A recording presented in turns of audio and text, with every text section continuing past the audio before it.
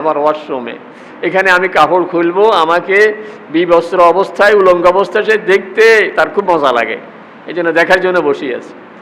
আমি দোয়াটা পড়ে একটা স্প্রে লাগাই দিলাম আর কি, একটা স্প্রে দিয়ে তাকে বের করে দিলাম। এই দুটো অভ্যাস যদি করতে পারি, দেখবেন যে আপনার ছেলে আপনার মেয়ে, এই যে একটু মেয়ে বড় হয়ে গেছে, কি কি কেমন এখন খোনার কাছে দৌড়েন, আর খোনার কাছে গেলে ভূত না থাকলেও ভূত লয়া দেয়, এটাকে আরো এমন এমন কথা বলে আপনার মনের মধ্যে সন্দেহ ঢুকে দিছে, মানে এর তো রেট বাড়া লাগবে। এই জন্য কি গনি টনি বলে দিছে যে মারাত্মক জিন সাওয়ার হয়েছে, এটা তো খোনার জিন, এটা দৌড়াইতে অনেক তদবির আছে, অনেক কষ্ট হবে, এটা আপনি ফাটতেন না, খরচ অনেক বেশি। কতই কয় যে ধরেন না মোটামুটি 20-30 হাজার টাকা লাগবে আপনার। তো শুরুতে এত লাগতো, আমি আস্তে আস্তে তদবির করি দেখি, কদিন তদবির করি বলে যে আরে আল্লাহ, এটার ভিতরে তো 600 বুট ঢুকছে, 600 বুট ঢুকছে। আমার এক আত্মীয়, তার বাচ্চা হয় না, তার বিবির,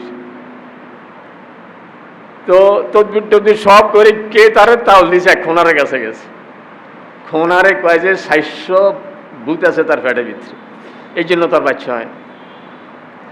আমি খোঁজ খবর নিয়ে যে কি অবস্থা, কোথায় আছে কি, কয় যে অমুকখানে, সেই জায়গা এক আত্মীয়র বাসায় উঠছে বিবি সহ, খোনার কাছে প্রতি সপ্তাহে যায়, এখন ভূত 5টা বাইর করছে, আরো 395টা আছে।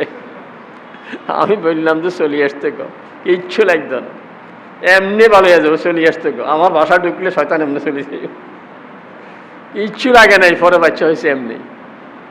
ও তো মানে এমন ভয় লাগাই দিছে। এই জন্য আমাদের অনেক সময় জিন ভূত কিচ্ছু না, মনের ভূত। ঘরে ঢুকতে সালাম দিয়ে ঢুকেন, টয়লেটে ঢুকতে দোয়া পড়ে ঢুকেন, কিচ্ছু আর আপনার ক্ষতি করতে পারবে না। এই জন্য সালাম বাহিরেও দিব, ঘরে, এখন ঘরে কেউ নেই, আমি জানি ঘরে কেউ নেই, আমি নিজেই তালা খুলে ঢুকতেছি, ঘর তো খালি। এই সময় আল্লাহ তাআলা বলেন ফাসাল্লিমু আলা আনফুসিকুম, তুমি নিজের সালাম দাও, নিজের সালাম দাও, তাহিয়াতাম মিন ইনদিল্লাহি মুবারাকাতান তাইয়্যিবা, এটা আল্লাহর পক্ষ থেকে নির্দেশ। তোমার ঘর বরকতওয়ালা হয়ে যাবে, ঘরে বরকতে ভরপুর হয়ে যাবে। তো কিতাবে লিখছে এমনি ঢুকতে আসসালামু আলাইকুম না বলি, যদি কেউ না থাকে আসসালামু আলাইনা ওয়া আলা ইবাদিল্লাহিস সালিহিন, এই ভাষা বলতে পারেন, অথবা সরাসরি আসসালামু আলাইকুম ওয়া রাহমাতুল্লাহ। আরেকটা জিনিস হলো, আমরা নিজের ঘর ছাড়া অন্য ঘরে ঢুকতে অবশ্যই অনুমতি নিয়ে ঢুকব। এমন না যে উনি একটু বাহিরে কোথাও গেছেন, ধর ছাদে কাজ করতেছেন, ধরেন দরজাটা খোলা, সোফার রুম খোলা, ভিতরে ওনার বিবি আছে, আপনি দরজা খোলা যায় পাইয়া একবারে সোফাতে বসে দিয়েছেন, দরজা তো খোলাই, ওনার বিবি তো জানে না যে আপনি ঢুকছেন, আমি ঢুকছি, হঠাৎ করে সামনে আসি পড়ছি, এটা একটা হারাম কাজ করলেন। আপনি ঢুকছেন কার পারমিশন নিয়ে ঢুকছেন? আপনি বাইরে দাঁড়িয়ে বলেন আসসালামু আলাইকুম, ঘরে কেউ আছেন? 3 বার আসসালামু আলাইকুম, 3 বার। 3 বারের পরে যদি কোনো জবাব না পান, তাইলে আপনি আর অপেক্ষা করবেন না, চলে যান, 3 বারের পরে চলে যাবেন। এক সাহাবীর বাড়িতে রাসূল সাল্লাল্লাহু আলাইহি ওয়াসাল্লাম আসছেন, তো রাসূল এসে বলতেছেন আসসালামু আলাইকুম, হাল লিয়াল ইজাজা আনাদখুল, আমি কি ভিতরে আসতে পারি? সাহাবী ঘরের ভিতরে, উনি শুনতেছেন, তো সাহাবী আস্তে আস্তে বলতেছে ওয়ালাইকুম আসসালাম, কিন্তু দরজা খোলে না, কিছু বলেন। 3 বারের পরে রাসূল সাল্লাল্লাহু চলে যাচ্ছেন, তো এই সাহাবী দৌড়ে গিয়ে বলে হুজুর আমি আসি তো। বলে তুমি জবাব দেও না এতক্ষণ? হুজুর আমার হঠাৎ করে এটা আবেগ আসি গেছে যে আপনি যে সালাম দেন আসসালামু আলাইকুম, তোমার উপরে আল্লাহ রহমত নাজিল হোক, আমি চাইছি যে আরেকক্ষণ দোয়া আর একটু চলতে থাকুক না, এই জন্য আসলে দরজাটা খুলি নাই, কারণ দরজা খুললে তো আর সালাম দিবেন না। নিয়ম এরকম 3 বার, কারো বাড়িতে গিয়ে 3 বার সালাম দিবেন, যদি জবাব না আসে আপনি চলে যান। আপনি ভাবতেছেন যে ওরা বুঝতে পারে না আমি কে, যদি জানতো আমি অমুক, তাইলে বেহুশ হয়ে যেত, দরজা খুলে দিত। তো সাথে যারা আছে ওরা বলে যে অমুক আসছে, অমুক হুজুর আসছে, না আপনি এই পরিচয় আল্লাহ রাসূল 3 বারের পরে চলে গেছেন। আপনি যে হন 3 বারের পরে যদি জবাব না পান চলে যান, কারণ ঘরওয়ালা আপনার আবার হয়তো শুনতে পেয়েছে, কিন্তু এই মুহূর্তে উনি এমন কাজে ব্যস্ত, আপনার এই মুহূর্তে ঘরে ঢোকাটা উনি চায় না, এই জন্য এখন চলে যান। আপনি যদি অনুমতি নিয়ে যান, এখন তো সহজ, ফোনে আগে একটু অনুমতি নিয়ে নেবেন যে আমি কখন আসবো, একটু দেখা করা দরকার, যে টাইম দিবে ওই টাইম মতো যান। তো দেখবেন যে আপনার জন্য নাস্তাও রেডি, আপনার জন্য দিলও তৈয়ার, মন খুলে কথা বলবো, আপনার বহুত কাজ হয়ে যাবে, বুঝছেন? তো এই একটা জিনিস, একটা হলো সালাম দেওয়া, বেশি বেশি সালাম দিব আমরা। 2 নম্বর, রাসূল সাল্লাল্লাহু আলাইহি ওয়াসাল্লাম বলেন ইজা আতাসা ফাহামিদাল্লাহ ফাসাম্মিথু, কেউ হাসি দিয়া যদি বলে আলহামদুলিল্লাহ, আমরা হাসির জবাব দেওয়া এটা রাসূল সাল্লাল্লাহু আলাইহি ওয়াসাল্লাম সুন্নত বলছেন। ফাসাম্মিথু, হাসির জবাবে বলবো ইয়ারহামুকাল্লাহ, সে বলছে আলহামদুলিল্লাহ, আমি বলবো ইয়ারহামুকাল্লাহ। এখন ইয়ারহামুকাল্লাহ যখন, যেমন আমি হাসি দিলাম, বললাম আলহামদুলিল্লাহ, উনি আমাকে বললেন ইয়ারহামুকাল্লাহ, এটা জবাবও আছে ইয়াহদিকুমুল্লাহ ওয়া ইউসলিহু বালাকুম, আপনি যে আমার জন্য দোয়াটা করে দিলেন, আল্লাহ আপনাকে হেদায়েত করুক, আপনার সব কাজ আল্লাহ গুছিয়ে দেখ, কারণ আমার জন্য একটা বড় দোয়া করছেন আপনি, ইয়ারহামুকাল্লাহ।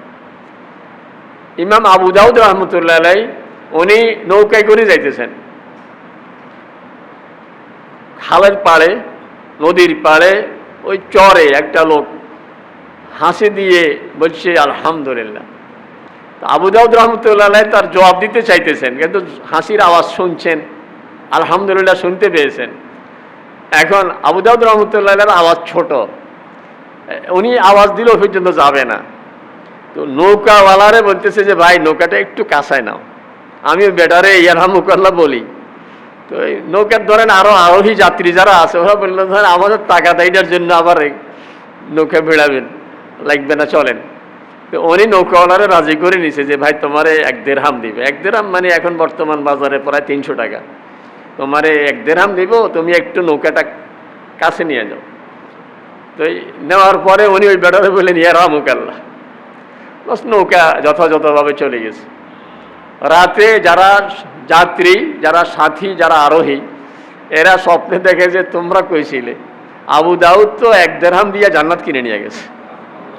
আল্লাহ তাআলা খুব খুশি হয়ে গেছে। কাজ ছোট, অনেক সময় অল্পতে মানুষ খুব খুশি হয়ে যায়, আল্লাহ তাআলাও অনেক সময় অল্প আমলে খুব খুশি হয়ে যায়। এইটাই হয়তো আমার নাজাতের উসিলা হয়ে যাবে। এই জন্য কেউ হাসি দিয়ে আলহামদুলিল্লাহ বললে তার জবাব দিব ইয়ারহামুকাল্লাহ। 3 নম্বর হইল, কেউ যদি অসুস্থ হয় তাইলে তার একটু খোঁজ খবর নেব।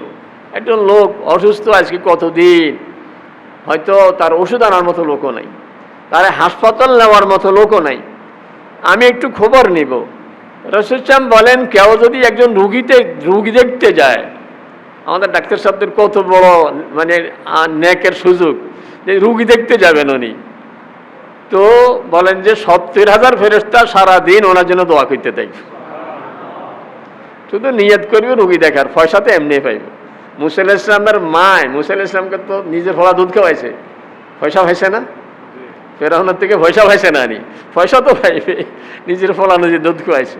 নিয়ত করে নেবে যে রুগী দেখবো আমি, দরদ নিয়ে, আন্তরিকতা নিয়ে একটু রুগী দেখি কি অবস্থা, পয়সা পাবেন, চাকরির বেতন পাবেন, কিন্তু 70,000 ফেরেশতা ওনার জন্য সারাদিন দোয়া করতে থাকবে। আমি কিছুই নিতে পারি নাই, মানে যাওয়ার সময় রুগী দেখতে যাবো হাসপাতালে, মাঝে মধ্যে হাসপাতাল গিয়ে দেখেন, মানে একটু রুগীর খোঁজ খবর নিলে কী যে খুশি হয়। অসহায় মানুষ ফ্লোরে পড়ে রয়েছে, একটু যে খবর নিয়ে আসলেন, একটু দোয়া করে দিয়ে আসলেন। রাসূল রুগী দেখতে গিয়ে কি দোয়া করতেন? প্রথম বলতেন লা বাসা তুহুর।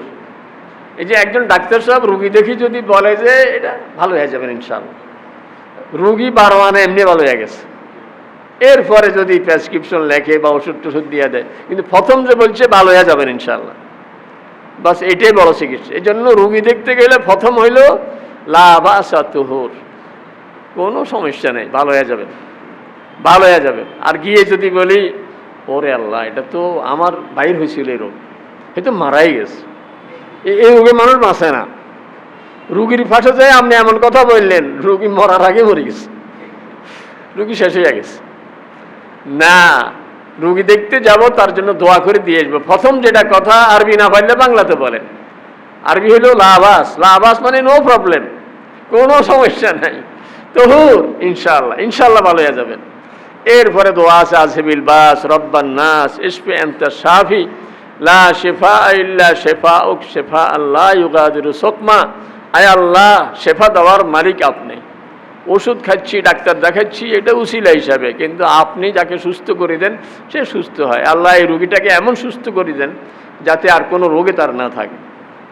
দোয়া পড়ে দেন। তাহলে 1 নম্বর হইল সালাম দিব।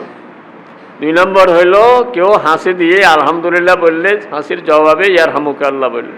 3 নম্বর হইল কেউ অসুস্থ হইলে তাকে দেখতে যাবে। 3 নম্বর গেল। 4 নম্বর হইল রাসূল বলেন একজন মুসলমান আরেক মুসলমানের যে হক, সেটা হইল দাওয়াত দিলে সে দাওয়াতে আমাকে যেতে হবে। এই দাওয়াত মানে বউ ভাত, জামাই ভাত ন, মানে বউ ছেলের বাড়িতে আনলে যে ভাতটা, এটাই তো বউ ভাত। এটারে আরবিতে বলে ওলিমা। ছেলের বাড়িতে যে খাবার এটাই হলো সুন্নত, আর মেয়ের বাড়িতে যে খাবার ওটা হলো জুলুম। তো সুন্নত খাবার হইলো ছেলের বাড়িতে খাবার, ছেলে বউ নিয়ে আসছে, এখন খাবার আয়োজন করছে, এটা ওলিমা। রাসূল বলেন এই ওলিমা, এই বউ ভাতে যদি তোমাকে কেউ দাওয়াত দেয় তুমি অবশ্যই সেই দাওয়াতে যাবে। ফাইন কুনতা মুফতিরান ফাকুল ওয়াইন কুনতা সায়মান তো ফাল ইউসাল্লি। ফাইন কানা মুফতিরান ফালিয়াকুল ওয়াইন কানা সায়মান ফালিউসাল্লি। রাসূল বলেন সোমবার দাওয়াতটা দিয়েছে, সোমবারে আপনার অভ্যাস হলো সোমবারে আপনি রোজা রাখেন, প্রতি সোমবারে রোজা রাখেন, বৃহস্পতিবার রোজা রাখেন। আজকে উনি দাওয়াত দিছে। রাসূল বলেন তুমি যদি রোজা রাখো তারপরও যাও, তুমি গিয়ে দোয়া করি আসিও। বলবে যে মাশাআল্লাহ, একবারে ব্যয় আল্লাহ কেমনে কেমনে মিলে দিছে, একবারে এই মেয়েটার জন্য এরকম একটা ছেলে আমরা আগ থেকে দোয়া করতেছিলাম, আল্লাহ ভালো ছেলেও মিলেছে। একটু ঘুরি ফিরি দোয়া করে আসলেন, একটু সবাই দেখা করে আসলেন। আল্লাহ রাসূল বলেন তুমি রোজা রাখলেও যাও, আর যদি তুমি রোজা না রাখো তাহলে তো যাও ওদের সাথে খাও।